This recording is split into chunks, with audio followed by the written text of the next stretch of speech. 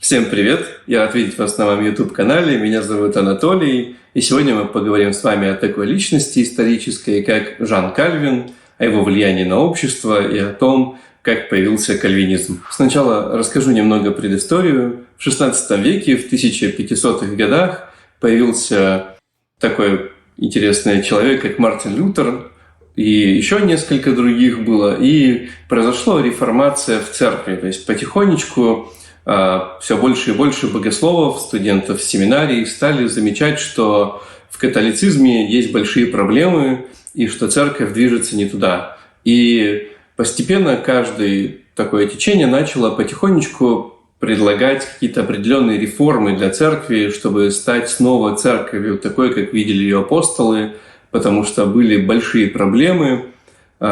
Была вся власть сосредоточена у знати, то есть мы знаем, что назначались попы, пастора и то есть священники непосредственно как политические деятели. И в основном они принадлежали либо к аристократии, либо выходцы из аристократии. Тем самым получается, что религия была в основном для богатых. Они управляли таким образом землями, финансами, и все остальное население страдало от больших поборов для церкви и всех остальных, и была невероятная разница в жизни среди простого населения и епископов, и священнослужителей, которые в те времена, помимо того, что они были высокий чин у них, если они становились все выше и выше в иерархии католической, тогда они получали все больше власти и влияли уже на политику в каждой стране. В связи с этим и появились реформаторы, которые решили, что так больше не должно продолжаться, потому что церковь должна быть отдельно от государства,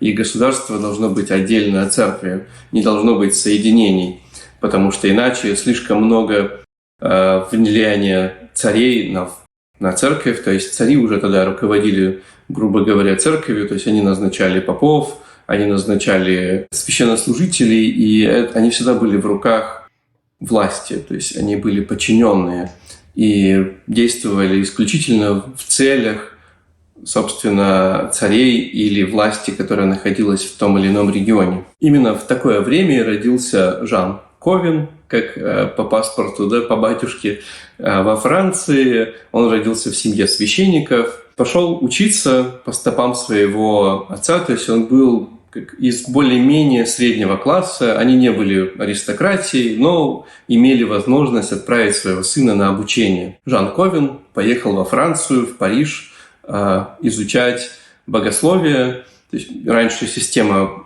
образование было определенным образом построено. Студенты поступали довольно в молодом возрасте в университет, то есть могли в 12 лет поступать.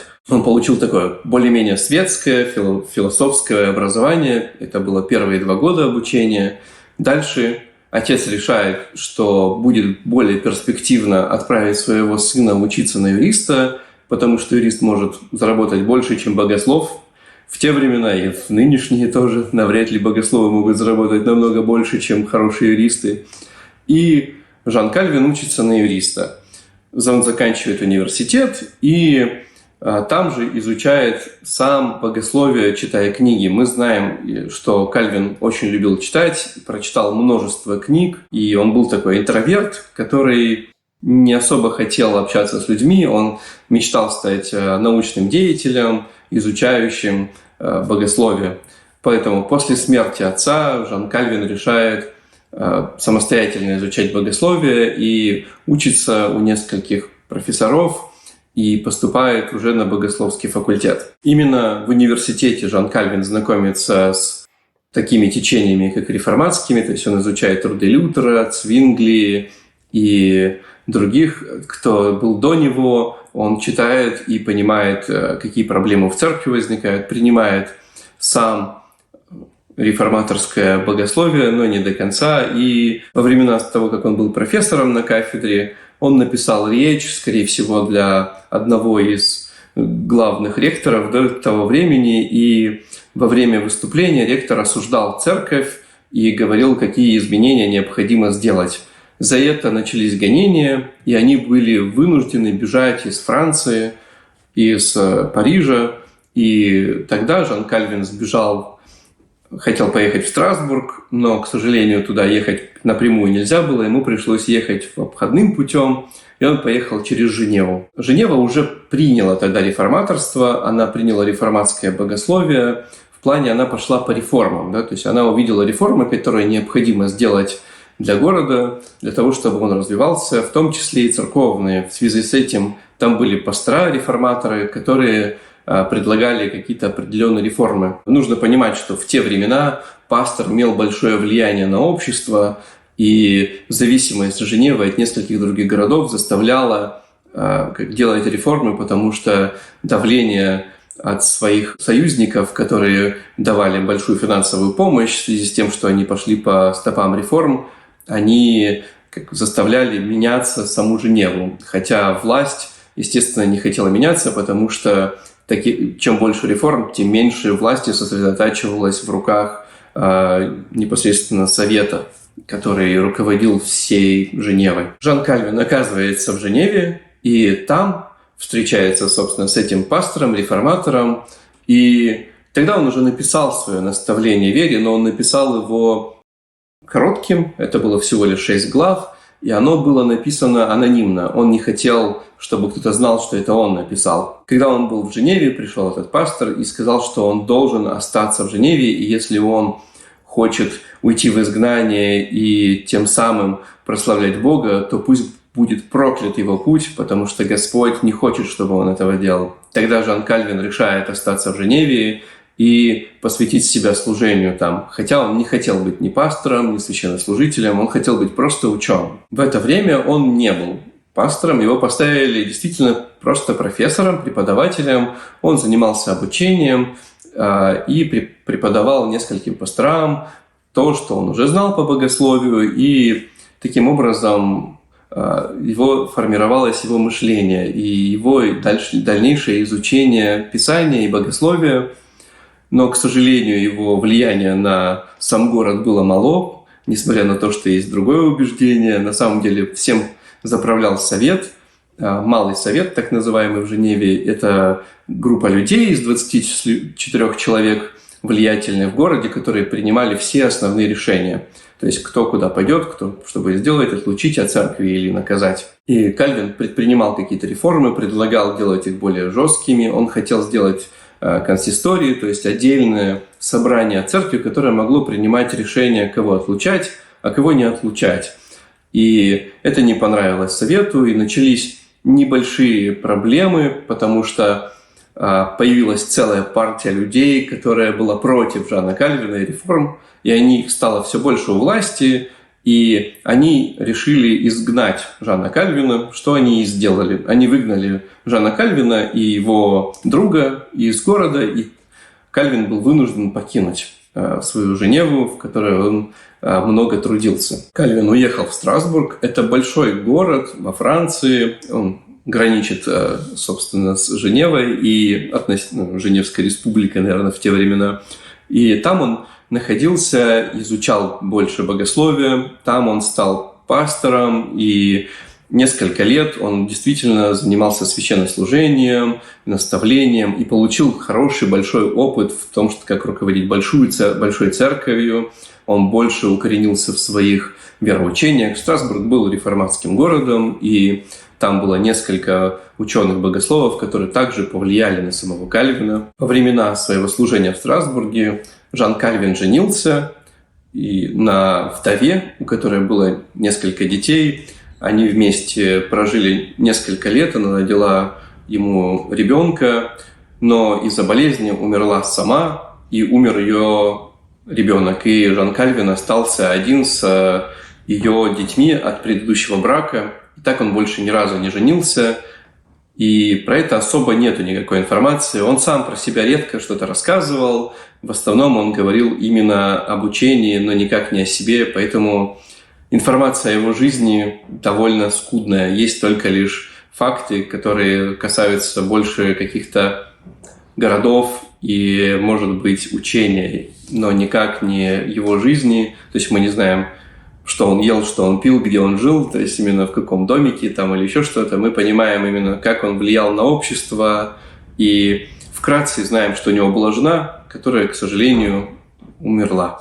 После того, как Кальвин пожил в Страсбурге, к власти пришли другие люди в Женеве и стали звать Кальвина обратно для того, чтобы продолжить делать реформы. И Кальвин долго сомневался, но его друг настоял на том, чтобы он туда поехал, упрашивал его, и тогда он решил все-таки поехать в Женеву и остаться там. Это был последний переезд Жана Кальвина, и он поехал в Женеву и остался там до конца своих дней, до своей смерти. Он написал там все свои основные труды. Самые известные – это «Наставление в христианской вере» на 4 тома. Оно было издано несколько разных вариантов. Практически раз в 2 года Кальвин дорабатывал свое наставление в вере, и увеличивалось оно в объемах. Оно было небольшим вначале, всего лишь 6 глав коротких, и в итоге превратилось в 4-томное издание, которое очень сильно повлияло и на весь мир. Кальвин жил в Женеве и реформировал там общество как мог. Он изменил церковь, он поставил ее на правильный строй. Церковь могла принимать решение, кого отлучать от причастия и от церкви, и это не решал теперь совет, потому что раньше городской совет решал, кто может ходить в церковь и принимать причастие, а теперь сама церковь могла принимать это решение.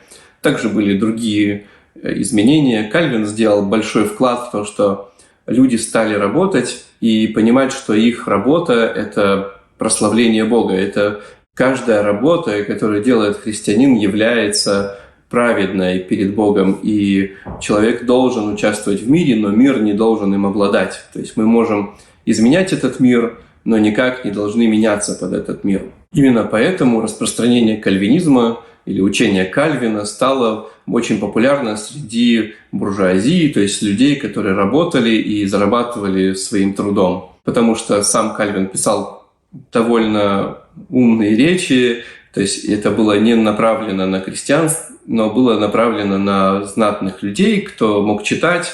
Те, кто читали, они и принимали это, и тем самым все больше и больше среднего класса получало уверенность в том, что реформатское богословие, то есть богословие Жана Кальвина, оно верное. Одно из изданий Жана Кальвина про наставление в христианской вере стало настолько популярным, что переиздавалось 12 раз за год для того, чтобы удовлетворить потребность людей.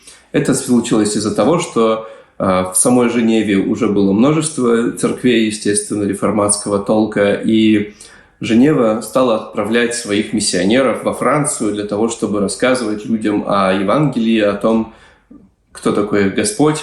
И все больше и больше церквей становилось в самой Франции, и они нуждались в пасторах, и Женева отправляла туда пасторов, обучала их. Всего насчитывалось около 2500 церквей за несколько лет, которые открылись благодаря усилиям этих миссионеров.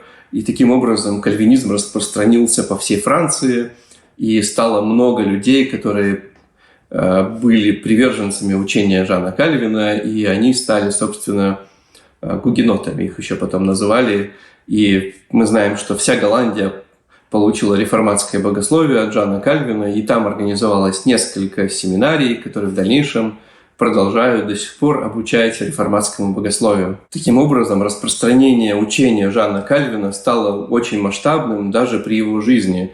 Его идеи богословские стали приживаться не только во Франции, но и получили распространение во всей Европе, а в дальнейшем многие переехали в Америку, и тем самым организовалась целая страна с реформатским богословием, уехавшим. И много разных учений есть, и влияние Жана Кальвина на Европу изучается до сих пор. Есть много книг про это, и мы знаем, что именно Жан Кальвин повлиял на то, что появился средний класс, который верил в Бога, который пришел к церкви больше, потому что именно они получили, наконец-то, оправдание своих трудов в Библии. То есть они получили ответ, почему им можно работать и можно ли работать в принципе. И это стало, наверное, основным влиянием на общество, которое сделал Кальвин, которое, на мой взгляд, если вкратце, то вот такая вот история жизни Жана Кальвина.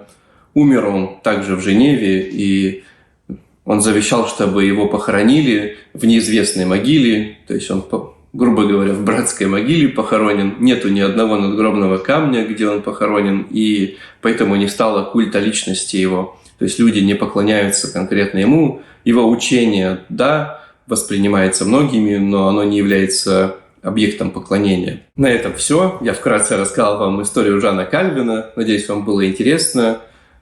Если вы хотите узнать более подробно о его жизни, то есть несколько книг. Я оставлю их в описании, которые вы сможете прочитать и узнать более подробно его жизнь. Также, если вам было интересно это видео, то вы можете поставить лайк, поделиться им, чтобы как можно больше людей узнало о том, что делал Жан Кальвин. И если вы действительно хотите поддержать мой канал, то это будет лучший способ. Спасибо, что смотрели до конца. Увидимся в следующем видео. Пока!